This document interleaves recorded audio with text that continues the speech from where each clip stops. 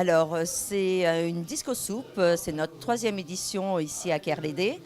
Le concept, c'est de récupérer des légumes et de constituer un groupe de bénévoles pour venir faire l'épluchage et préparer des soupes avec des saveurs différentes, des soupes qui sont partagées ensuite le soir autour d'une soirée animée. Avec des milliers de roses, on vous entourait. On vous aime et sans le dire, on vous le prouve. On se croit très fort, on pense vous connaître.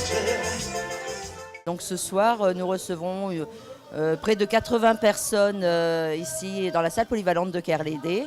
Donc ils ont commencé la soirée avec la dégustation des soupes que nous leur avons proposées.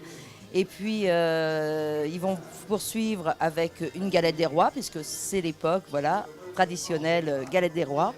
Et la soirée avec un spectacle de clo-clo a débuté et va se poursuivre un peu plus avant dans la soirée.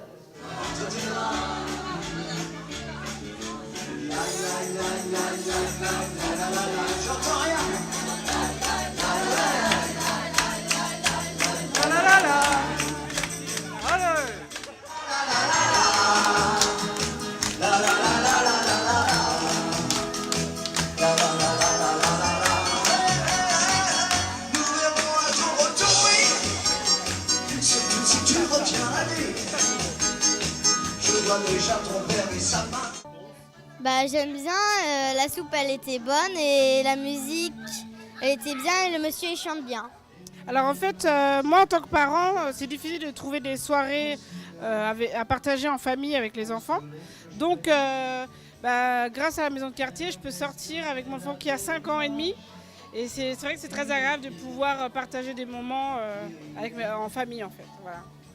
Tu seras ma dernière chanson. Dans chaque film que j'ai connu, c'est un peu de toi, de notre amour, que mon cul fade sur la nappe en papier, que non je suis fade au fond d'un cendrier. J'ai toujours été étonnée par cette maison de quartier que j'ai fréquentée dans les années passées. À savoir, je venais régulièrement aux séances de Zen Attitude le mercredi matin, mais je suis vraiment épatée de tout ce qui se fait dans cette maison de quartier.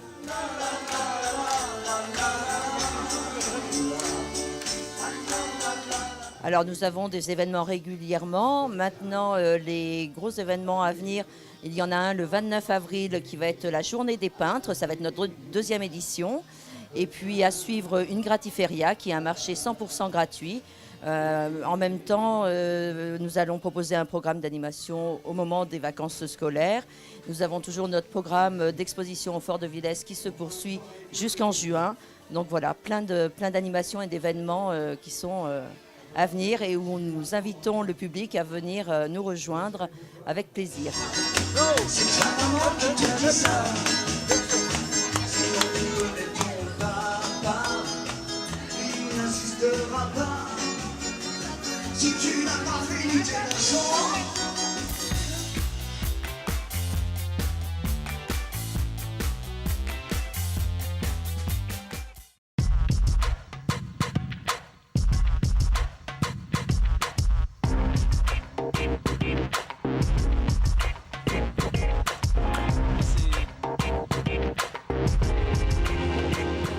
Alors Cité Swag, c'est un super projet qui vient des équipes Silène. C'est un projet qui est monté directement du terrain. Donc les équipes, il y a 2 ans, se sont dit que c'était quand même compliqué en quartier prioritaire de la ville de garder du contact avec les jeunes. On en était même à bien plus compliqué que ça. On était dans des positions de défiance avec des dégradations, des incivilités.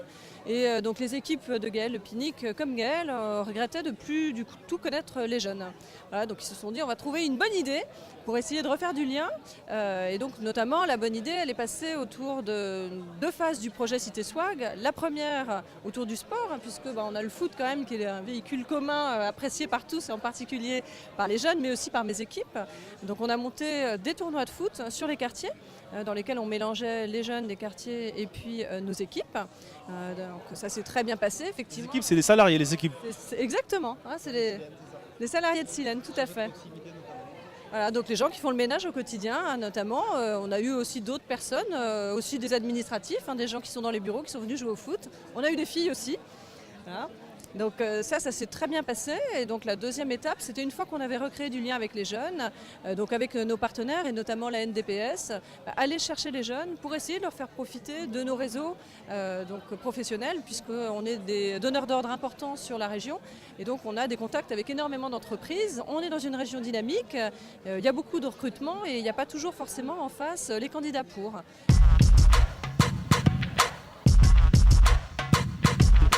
Alors, donc déjà, c'était une volonté dans l'action Cité Swag d'ouvrir cette action sur l'ouest de Saint-Nazaire. Donc, puisque initialement, ça concernait uniquement les quartiers situés au nord, donc du Petit Caporal, l'île du Pé, Préséga, Robespierre, la Bertauderie. Et donc, comme effectivement la bouletterie et la Chênaie connaissent un peu les mêmes difficultés que nous avons rencontrées il y a 2 ans, on s'est dit on va essayer d'implanter notre projet sur ce quartier et puis voir déjà ça va nous aider à rentrer en relation avec les jeunes. Donc on avait déjà rencontré les jeunes de la bouletterie et de la Chênaie au mois de mai-juin.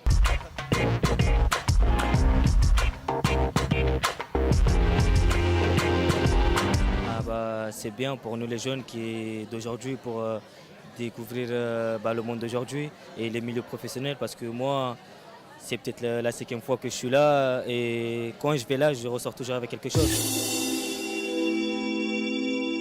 Ce qu'on peut préciser quand même, c'est qu'après chaque soirée il y a un débriefing qui est fait avec les partenaires insertion emploi et que c'est là justement qu'on suit cas par cas les jeunes et qu'on peut avoir des chiffres à condition que les entreprises nous aient bien fait tous les retours, ce qui quelquefois on est un petit peu obligé d'aller les chercher, mais globalement ça se passe bien.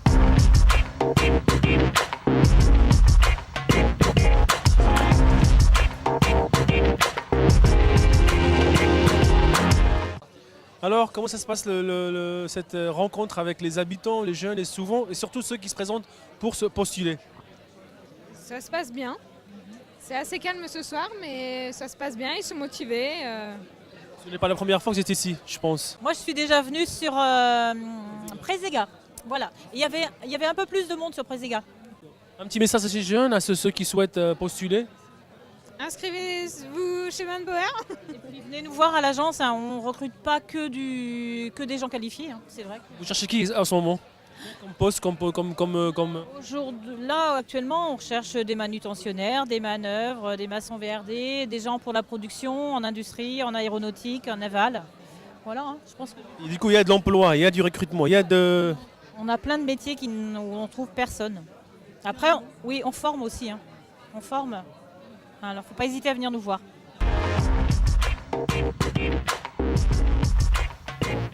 Gaëlle, je suis éducatrice à l'ADPS. Alors, comment s'est passée la rencontre avec les entreprises? Les entreprises sont très accueillantes, elles prennent bien en compte le profil des jeunes, elles prennent bien le temps d'expliquer quel type de poste elles ont dans leur entreprise, de donner des conseils, même si ça ne concerne pas leur entreprise, mais des conseils beaucoup plus larges. Vous avez réussi à trouver quelques formations, de l'emploi? Vous avez déclenché quelque chose? Plusieurs futurs rendez-vous qui se feront plus tard, mais pour l'instant c'est plutôt pour de la réflexion, de projet, mais je suis sûre qu'il y aura plusieurs entretiens qui vont se faire d'ici quelques semaines. Alors Patrick, qui est votre collègue d'ailleurs justement, alors Patrick, content, satisfait? Je suis satisfait, j'ai amené 3 jeunes ce soir et tous les 3 ils ont trouvé quelque chose.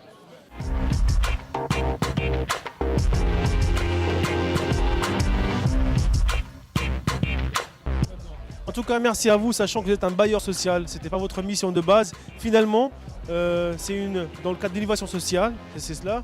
Et c'est une réussite puisque c'est grâce à ce genre de projet que le rapport entre les habitants et les salariés et la structure elle-même a changé d'une façon, on va dire, presque radicale. Merci à vous et bonne continuation.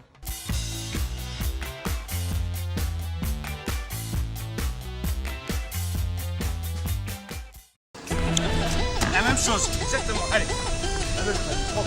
Bien.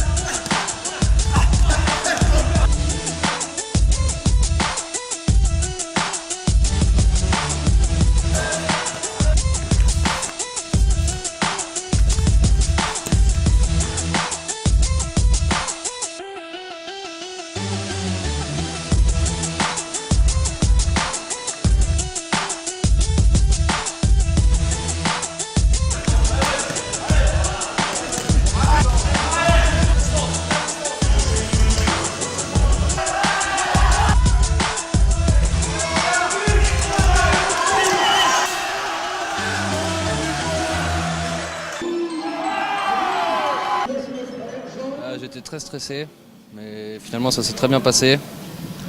Je suis content de moi et de mon évolution là depuis le début de l'année que je suis arrivé à Saint-Nazaire.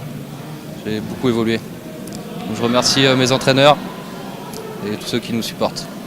Le tournoi, donc Luc Pommier, Ceinture Caso, la 10e édition, donc se termine sur une belle victoire du club local du boxing nazarien, donc Brice Clavier, qui a rencontré, c'est vrai, un boxeur très expérimenté en boxe en K1, champion d'Europe de K1. Donc c'est pour ça qu'il disait tout de suite qu'il était un peu stressé, parce que c'est vrai qu'il avait un palmarès impressionnant en pied-point. Je suis très fier de Brice. Il a été touché au deuxième round de Plexus, donc il a su bien revenir, et il a montré qu'il a des qualités et la capacité de devenir un boxeur d'élite.